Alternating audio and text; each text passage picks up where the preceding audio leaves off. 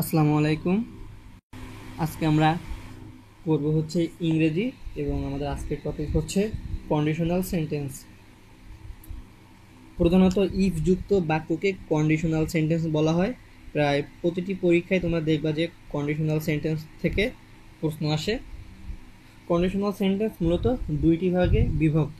একটি হচ্ছে ইফ যুক্ত বাক্যাংশকে বলা হয় ইফ ক্লজ, এবং যাতে একটি শর্ত দেওয়া থাকে, এবং দ্বিতীয়ত হচ্ছে মেইন ক্লজ, যাতে উক্ত শর্তের ফলাফল দেয়া থাকায় একে রেজাল্ট ক্লজও বলা হয়। শুধুমাত্র কয়েকটি স্ট্রাকচার মনে রাখলেই খুব সহজেই কন্ডিশনাল সেন্টেন্স থেকে যে কোশ্চেনগুলো আসে সেগুলোর অ্যান্সার তোমরা ভালোভাবে করতে পারবা। তো কন্ডিশনাল সেন্টেন্স মূলত সবাই জানে যে 3 প্রকার, এবং অনেক বইতেও এটা দেওয়া আছে 3 প্রকার, কিন্তু মূলত কন্ডিশনাল সেন্টেন্স হচ্ছে 4 প্রকারের। একটা হচ্ছে জিরো কন্ডিশনাল, দ্বিতীয়ত হচ্ছে ফার্স্ট কন্ডিশনাল, সেকেন্ড কন্ডিশনাল এবং থার্ড কন্ডিশনাল। এই টোটাল 4টা কন্ডিশনাল সেন্টেন্স আমরা দেখতে পাই। এখন আজকে আমরা এই স্ট্রাকচারগুলো পড়বো এবং পরবর্তী ক্লাসে আমরা প্র্যাকটিস করব। প্রথম স্ট্রাকচারটা আছে হচ্ছে স্ট্রাকচার অফ জিরো কন্ডিশনাল, অর্থাৎ জিরো কন্ডিশনের স্ট্রাকচার গঠনটা কি সেটা দেখবো আমরা। If plus present simple plus present সিম্পলের গঠনটি সাধারণত চিরন্তন সত্য, অর্থাৎ ইউনিভার্সাল ট্রুথ, বৈজ্ঞানিক সত্য বা সায়েন্টিফিক ট্রুথ, এবং অভ্যাসগত সত্য, অর্থাৎ অর্থ প্রকাশের ক্ষেত্রে ব্যবহৃত হয় এবং নিশ্চয়তামূলক অর্থ প্রকাশ করে। যেমন water boils dash, you heat it to 100 degree centigrade, অর্থাৎ পানি বাষ্প ফুটতে শুরু করবে যদি তুমি এটাকে 100 ডিগ্রি সেন্টিগ্রেডে ফুটাতে থাকো। তাহলে অপশন আছে ক আনলেস, খ আনটিল, গ ইফ, এবং ঘ হচ্ছে অলদো। এখানে অ্যান্সার দেওয়া হচ্ছে ইফ, কারণ এখানে আমরা আগেই বলছি যে দুইটা ক্লাস থেকে একটা হচ্ছে শর্ত দেওয়া থাকে এবং পরবর্তীটা হচ্ছে সেই শর্ত অনুযায়ী কাজ করে। এখানে বলা হয়েছে যে ওয়াটার বয়েলস, অর্থাৎ পানি ফুটতে শুরু করবে ইফ, যদি, এই যে যদি এখানে ইফ হয় তাহলে যদি, যদি হচ্ছে শর্ত, যদি তুমি এটাকে 100 ডিগ্রি সেন্টিগ্রেডে ফুটাতে থাকো, যার কারণে এখানে ইফ আসছে।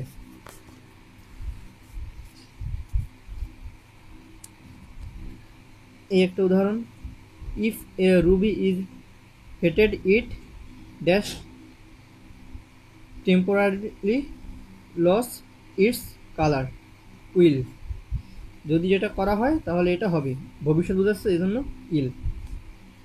উইল আসছে এখানে। দ্বিতীয় স্ট্রাকচারটা হচ্ছে স্ট্রাকচার অফ ফার্স্ট কন্ডিশনাল। এর গঠনটা হচ্ছে subject plus present plus future.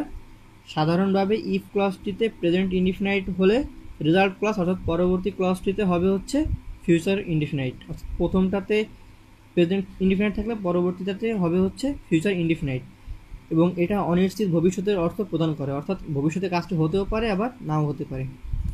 উদাহরণ কি? উদাহরণ হচ্ছে if he wants to play the violin I dash the piano for him. Say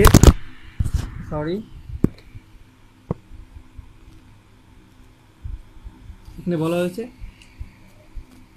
if he wants to play the violin I dash the piano for হিম।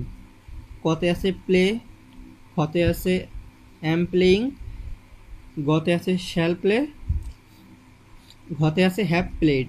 এখানে play present ফর্মে আছে, এখানে আছে continuous ফর্মে আছে, ঘ আছে পাস্ট ফর্মে, এখানে প্লেড আছে, বি3 আছে এখানে, কিন্তু এই গ হচ্ছে শ্যাল, অর্থাৎ ভবিষ্যতে বোঝাচ্ছে। আমরা শর্তে পড়ছিলাম যে ফার্স্ট কন্ডিশনালের ইফ ক্লজটি যদি প্রেজেন্ট ইনডিফিনাইটে হয় তাহলে পরবর্তী রেজাল্ট ক্লজটি হবে ফিউচার ইনডিফিনাইট। তো এখানে শুধু ফিউচার ইনডিফিনাইট বলতে শ্যাল আছে, সেহেতু এখানে এটা হবে শ্যাল প্লে।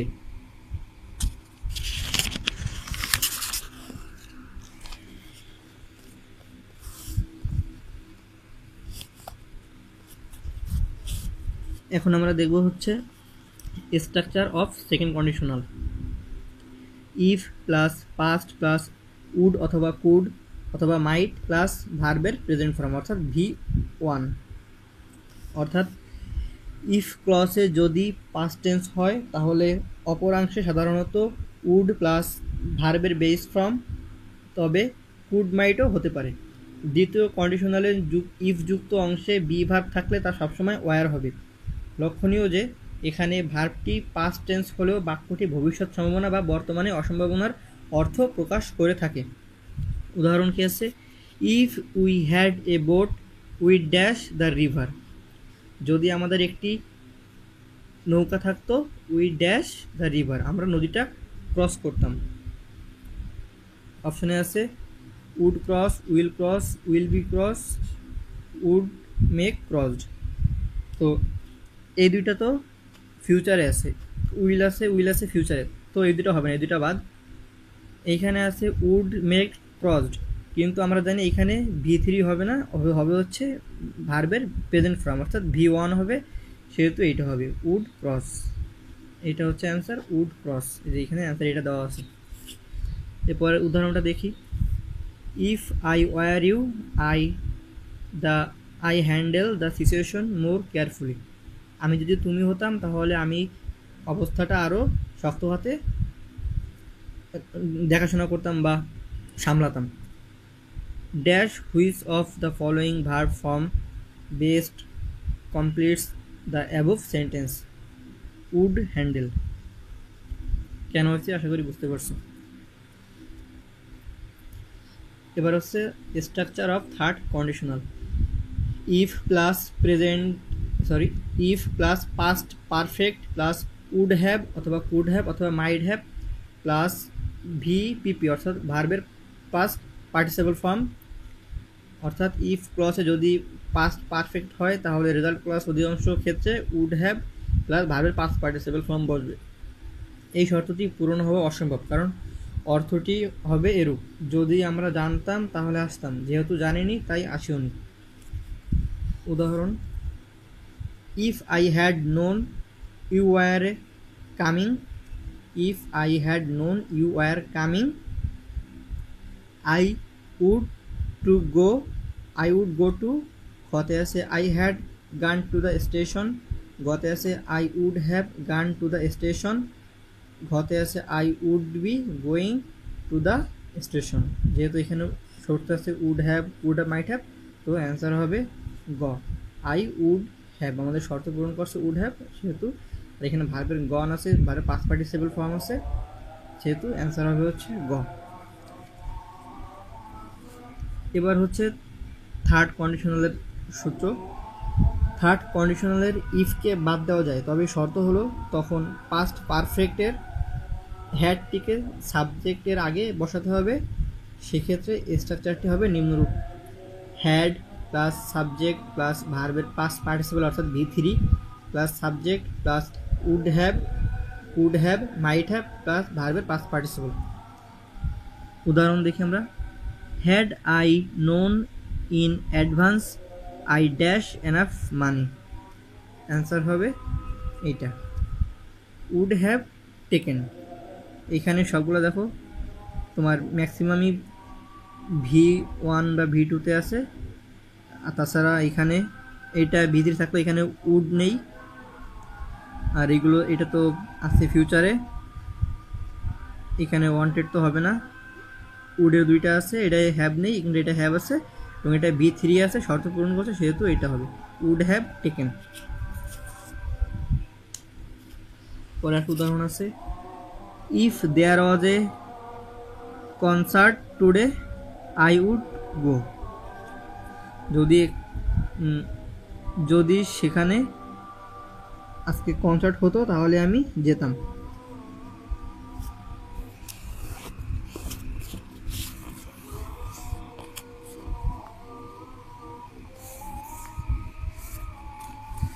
এবার আমরা দেখব হচ্ছে কিছু উদাহরণ। নিচে উদাহরণ ও সম্ভাব্য অর্থসহ কন্ডিশনাল সেন্টেন্সের বিভিন্ন প্রকার তুলে ধরা হলো গঠন সহ। যেমন জিরো কন্ডিশনালের হবে হচ্ছে if plus present simple plus present simple.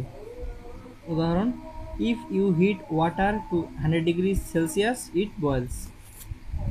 First conditional আছে কি, এটা বাংলা হচ্ছে যদি তুমি 100 ডিগ্রি সেন্টিগ্রেডে পানি ফুটাও তাহলে সেটি ফুটতে শুরু করবে। ফার্স্ট কন্ডিশনাল স্ট্রাকচার হচ্ছে if plus present plus future, অর্থাৎ ইফ ক্লাসে প্রেজেন্ট থাকলে রেজাল্ট ক্লাসে ফিউচার হবে। If it rains they will not play, যদি বৃষ্টি হয় তাহলে তারা খেলবে না। সেকেন্ড কন্ডিশনালে আছে if plus past plus would have would could might plus ভার্বের present form. If I won the lottery, যদি আমি লটারিটি জিততাম, I would build a house with the money, আমি এই টাকা দিয়ে একটি বাড়ি বানাতাম। সেকেন্ড কন্ডিশনাল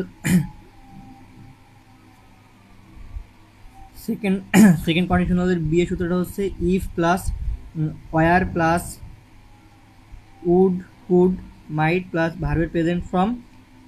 উদাহরণ আছে if I were a bird I would fly to you. Third conditional সূত্র প্রথমটা আছে হচ্ছে if plus past perfect plus would could might have, অর্থাৎ উড হ্যাভ কুড হ্যাভ অথবা মাইট হ্যাভ প্লাস ভার্বের পাস্ট পার্টিসিপল অর্থাৎ V3।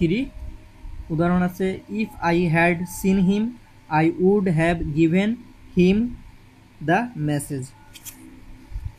থার্ড কন্ডিশনের দ্বিতীয় সূত্রটি আছে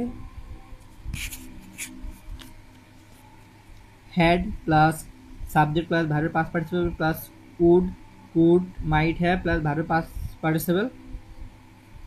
উদাহরণ হচ্ছে had I seen him I would have given him the message. তো আশা করছি এই পর্যন্ত বুঝতে পারছো।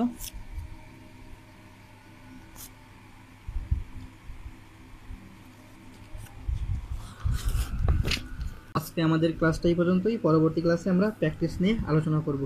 সবাই ভালো থাকবা, ধন্যবাদ, আসসালামু আলাইকুম।